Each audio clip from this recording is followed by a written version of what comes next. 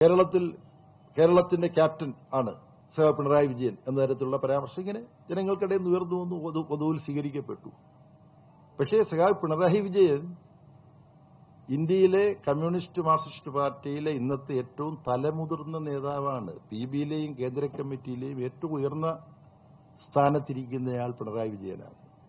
പ്രായം കൊണ്ടും അനുഭവ സമ്പത്ത് കൊണ്ടും ജനങ്ങൾക്കിടയിലെ സ്വീകാര്യത കൊണ്ടും. പിണറായി വിജയനെ കുറിച്ച് പല വിമർശനങ്ങളുമൊക്കെ ഉയർന്നു വന്നിരുന്നു. പലതരത്തിലുള്ള വിമർശനങ്ങൾ, പല കോണിൽ നിന്നും വിമർശനങ്ങൾ ഉയർന്നു വന്നിരുന്നു. നിങ്ങളിത് ചർച്ചയാക്കിയതുകൊണ്ട് ഞാൻ പറയുകയാണ്.